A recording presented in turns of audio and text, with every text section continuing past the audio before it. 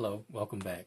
If you're new here, my name is John, and I have a tag video for you today. This is the BookTuber Role Tag, which was created by Allison from Allison Annotated. I was tagged by Cliffstart Gems and Reading Still Matters, and I think someone else. My phone wasn't showing me all the tags that I have, and so I will have to look that up and see if anyone else tagged me. And the first question is, how do you view your role as a booktuber? Example, might be as a critic, a curator, an influencer, an entertainer, an educator, etc. Well, to be honest with you, I haven't really thought about my role as a booktuber until very recently, because I didn't feel like a booktuber until very recently. I think that for the first year and a half that I was doing this, I was so anxious about it. I was rushing to do it. I was not altogether sure of what I was doing. And so I just never really felt like an actual booktuber, even though I know most of us probably go through the same sort of stuff. But I just kept wondering for all that time, when am I going to feel like a booktuber? And that only happened to me very recently. Probably the last month or two, where I really started to feel like I was in my element doing these videos. And so 2 months really isn't a whole lot of time to think about your role as a booktuber. I know that I don't think of myself as a curator, an influencer, an entertainer, or an educator. I might think of myself perhaps as a critic in a way, in sort of a Siskel and Ebert sort of way, right? Where I'm here to talk about the positives and negatives of these books, to give the viewer an idea of what these books are about, to steer them towards books that they may enjoy, and to steer them away from books that may just be a complete waste of time. Although, saying that, you can read whatever you want, and even if I hold up a book that I didn't like at all, that I thought was both a failure from my own subjective point of view, but also objectively, you can go ahead and read it. And I'd be really interested always to hear your reaction to a book that I did not like. But mostly I'm just a guy talking about books. I'm just a guy with a phone, and I turned my camera on one day and I started talking about books because I wanted to join the party. I found BookTube when I was in a very serious depression, like a very serious staring at the ceiling every evening sort of depression. And it made me feel so much better just to know that there are other readers all over the world, that there are other people like myself out there who are interested in books and talking about books. And that's why I joined BookTube. That's why I started making videos. I wanted to be a part of that. I wanted to be a part of this thing that had helped me so much, and to maybe help other people, and to just provide another voice in this huge conversation that we are having. That's really why I'm here.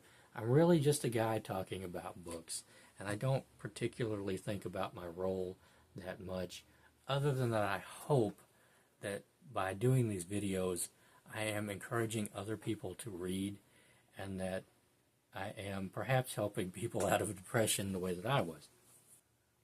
Question number 2. Do you have any educational background in literature or literary criticism, either formal or self-directed? And if you are comfortable sharing, do you have any other education or professional experience that you bring to bear on your reviews? You are looking at a product of the American public school system, and I didn't even graduate from the American public school system like normal kids. I went to a class for 2 days, and I took a test, and they gave me my GED. And so everything that I learned was up to 11th grade, and then the rest of it has all been self-directed. And really, I've always written about things that I've read, and talked about things that I've read with other people. But I would say that some of my greatest education in all of this has been over the last year and a half or so, almost 2 years of doing this channel, because I've just had to learn so much about literature and literary criticism, and to think about books in a brand new way. So really, it's mostly come from doing this channel. What didn't come from public school. As for my professional experience, some things have to be mysterious, right? I have to retain some sort of air of mystery around me. If you knew everything about me, I wouldn't be. There would be no mysterious aura anymore. Question number 3. Do you typically do any research on either the book or the author before you review a book? Sometimes I do, but not unless I'm really, say if I'm going to make a video about just one book. I will then, because it's going to be a more thorough look into this book and into the author. Whereas if I'm just doing a wrap-up video, usually I don't, unless something about the author or the book has interested me in a way that would lead me to doing that sort of research. Or if I feel that something in the book is lacking that I just need to look up. Question 4. Do you focus your reviews more on the objective qualities of a book or more on your subjective opinions about it? Well, I think in the past I mostly focused on the plot of books before I really understood what I was doing. And I would go on and just drone on and on about plots and characters. And I have only learned in the past year how to be more critical about books. And really that was thanks to a video that Steve Donahue made several years ago, probably 6 years ago now, about how to review books in a written form, which I just adapted to videos. That really helped me a lot. I've told him before how much that helped me. And so I think after that point I became more critical of books in a way that is closer to doing reviews. But I don't really think that I do reviews. And I think that I wouldn't want to just come on here and talk about the objective qualities of books, because that would be sort of like a lecture. And there's nothing wrong with lectures, but I don't want this to be a lecture channel. I'm not here to lecture you. I'm just here to talk about books and to have a conversation about books and to lead people to read more. And I think that the best way to do that in a video format is to talk about both the objective and the subjective qualities of books. So you will, over time, get to know a booktuber, what they like, what they dislike, what books they really enjoy, the style of writing that they enjoy, and that sort of thing. And so you can sort of understand over time why they will like certain books more than others. But I do think that there are objective qualities about books that probably anyone would be able to see, say the editing mistakes, typos, plot holes, problems with the structure of books, pacing, and that sort of thing. So I try now to think about them in a way that will incorporate both the objective and the subjective. I don't know how this is all going to come out. This is sounding really odd in my head, but I've never really thought about this sort of thing before doing this tag. And that's good, right? It's good for... What's one of the nice things about tags is that some of them will really force you to look at things in a way you never have before, and perhaps that is happening to me right now. Question 5. Have you ever received a free book or advanced reader copy from the author? And if so, did it have an impact on your ability to honestly review the book or on how you felt about it? So I haven't received a free book or an advanced reader copy from an author. I was offered one once, and it took me a while I felt bad about that whole situation because this person was the author of a book, and he offered it to me. It was like a graphic novel or an illustrated something. I'm not entirely sure what it was. I don't know anything really about graphic novels or anything like that, so it was a little bit out of my wheelhouse. And it took me a while to realize this person was serious. And once I realized that it was a graphic novel or I'm sorry, you'll have to forgive me, I don't really understand what those are, or what the terminology around those books is, rather. And I'm not a This sounds really odd when I say it because I'm also a photographer, not professionally, but just for fun. I'm not a wildly visual person, and I read very fast, and I feel like those books are just lost on me. I would really, really have to force myself to slow down to enjoy them, and I could probably do that. I probably could have done that in this instance, but I am very particular about illustrations. Some really speak to me and some don't. And so after I realized this person was serious and I realized what they were trying to send me, I had this long back and forth with myself about whether or not to accept it. And I felt like I didn't get into this at all for people to send me books, and I have so many books as it is, for one thing. But I also didn't want to accept a book from someone and then feel obligated to review it on my channel, even though it really wouldn't have been, I would not have been the best reviewer of that book. First of all, because at the time I still didn't really understand what I was doing here, but also because that format is just not for me. But I thought about this for so long that to have replied to this person by the time I finally understood what I was trying to say to them, it would have just felt really awkward. And so I wound up never replying to that person. And I just felt bad about that whole situation. And I doubt that person is watching, but if you are, I am really sorry about that whole situation. If I had it to do over, I would just explain that I'm very sorry, but it's probably not my cup of tea, and you would be better served by finding someone else who is a better reviewer than I am, and someone who is much more familiar with graphic novels or whatever that may have been than I was. So that's painful. Question 6. Do you review every book you read? Are there any reasons that you might read a book but choose not to review it? I do not review every book that I read, and I don't even talk about every book that I read in videos. And part of that is some books I just didn't understand how to talk about them, really. There were a few Star Wars novels I read. I just didn't know how to talk about them in a video. And then sometimes there are books that are rather complicated that I've read, books that are controversial, and I think I just plain chickened out talking about some of those books because in the past I wasn't good about taking notes. I wasn't good about writing outlines or bullet points or anything like that.